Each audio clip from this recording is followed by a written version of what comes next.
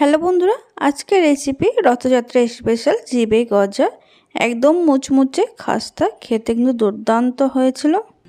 মেলা থেকে তো আমরা সবাই কিনে খাই কম বেশি, তবে যদি বাড়িতে এমন স্বাদের বানানো হয় তাহলে কিন্তু আর কিনে খাওয়ার দরকার পড়বে না। আর বানানো ভীষণই সহজ, একদম কম উপকরণে তৈরি হয়ে যায়। আশা করছি আজকের এই জিবে গজার রেসিপি আপনাদের ভালো লাগবে। তাহলে চলুন দেখে নিই। সবার প্রথমে নিয়েছি আমি 4 কাপ মেপে 2 কাপ ময়দা, তার মধ্যে দিয়েছি 1/4 চা চামচ নুন আর দিয়ে দিলাম 2 টেবিল চামচ ঘি।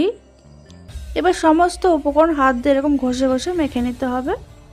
দেখুন আমি আরও 1 চামচ ঘি মিশিয়ে দিলাম, তার মানে মোট 3 চামচ ঘি দিয়েছি। ময়ামের কাজটা যত ভালোভাবে করা হবে গজাটা কিন্তু ততটাই খাস্তা হবে আর খেতে বেশ ভালো লাগবে। ময়ামটা খুব ভালো করে দেওয়া হয়ে গেছে। এবার এর মধ্যে দিয়ে দেবো অল্প অল্প জল। জল দিয়ে একটা ডো তৈরি করে নিতে হবে। ডোটা কিন্তু খুব বেশি শক্তও হবে না আর খুব নরমও হবে না।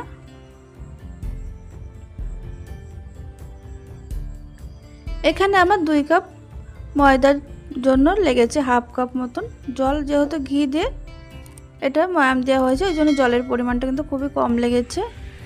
এটা খুব ভালো করে মেখে নিয়ে এটা রেস্টে রেখে দেবো 10 মিনিট ঢাকা দিয়ে। 10 মিনিট পর আমি ফিরে আসলাম। আবার একটু হালকা করে মেখে নিচ্ছি। এবার এর থেকে ছোট ছোট আকারে লেচি কেটে নেব।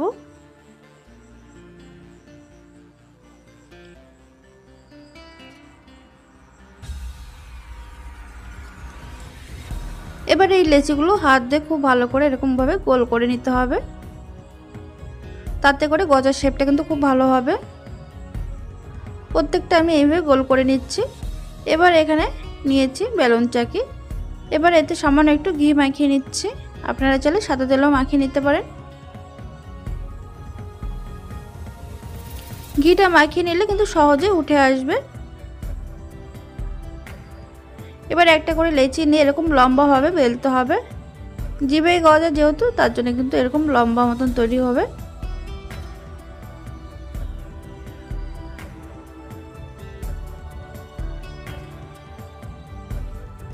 দেখুন ঠিক এইভাবে তৈরি করে নিয়েছি আমি।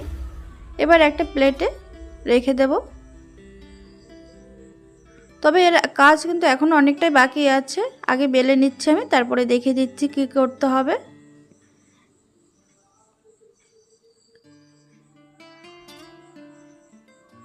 এটা কিন্তু খুব বেশি মোটা করবেন না আর খুব বেশি পাতলাও করে বেলবেন না। দেখুন এইভাবে প্রত্যেকটা আমি বেলে নিচ্ছি। সবার আগে 4টে বেলে নিলাম। তারপরে এগুলোকে দেখুন একটা কাঁটা চামচ নিয়েছি। কাঁটা চামচ দিয়ে এইভাবে সব জায়গায় এইভাবে ছিদ্র করে দিতে হবে, যাতে করে ভাজার সময় একদম ফুলে না ওঠে। এইভাবে ছিদ্র করে দিলে কিন্তু একদমই তেলে দেওয়ার পর ফুলবে না। আর যদি ছিদ্র করে না দেওয়া হয় তাহলে কিন্তু লুচি তৈরি হয়ে যাবে। দেখুন এইভাবে প্রত্যেকটা আমি তৈরি করে নিয়েছি। এবার ভাজার জন্য কড়াইতে বেশ খানিকটা সাদা তেল বসিয়েছি। তেলটা একটু গরম হয়ে যাওয়ার পর তখন গ্যাসের ফ্লেম লো টু মিডিয়ামে রেখে একে একে গজাগুলো দিয়ে দিতে হবে।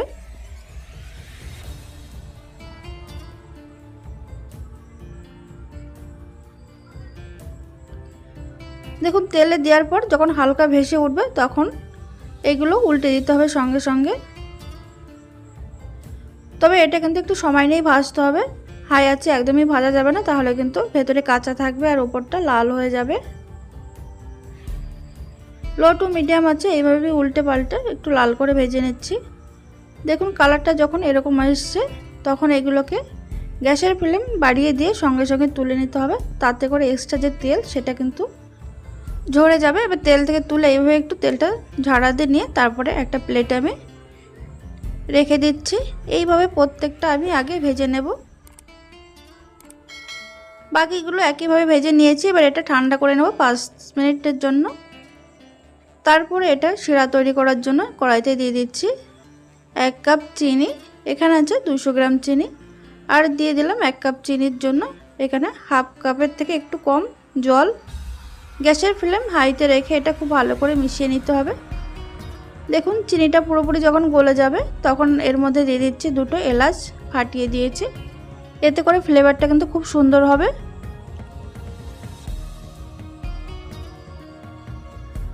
গ্যাসের ফ্লেম মিডিয়াম টু হাইতে রেখে এটা এইভাবে নাড়াচাড়া করে একটা শিরা তৈরি করে নিচ্ছি। তবে এটা একতার বা দুতারে কোনো শিরা হবে না, এটা একটু ঘন মতন হবে, মানে দানা দানা মতন হবে। যখন দেখবেন কড়াইয়ের গায়ে একটু সাদা সাদা দানা দানা মতন তৈরি হচ্ছে, তখন বুঝে নিতে হবে শিরাটা কিন্তু খুব ভালোভাবে তৈরি হয়ে গেছে। তখন এর মধ্যে ভেজে রাখা গজাগুলো দিয়ে গ্যাসের ফ্লেম লোতে রেখে এগুলো খুব ভালো করে মিশিয়ে নিচ্ছি।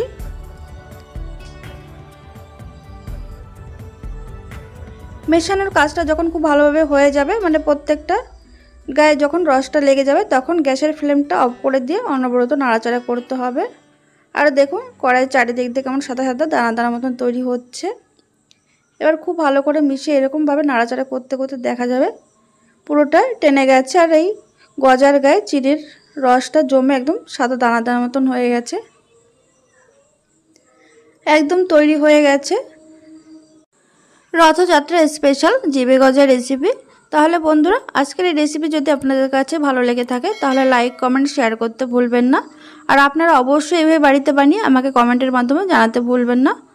আর চ্যানেলে যারা নতুন বন্ধু নতুন দেখছেন তারা অবশ্যই চ্যানেলটিকে সাবস্ক্রাইব করে পাশে থাকা অল বাটনটি প্রেস করে রাখবেন। আর দেখুন কতটা মুচমুচে হয়েছে। এটা পুরোপুরি ঠান্ডা হওয়ার পর আপনারা কোনো এয়ারটাইট কন্টেনারে 10 থেকে 15 দিন এইভাবে রেখে খেতে পারবেন, তাতে করে কিন্তু একদম একই রকম থাকবে।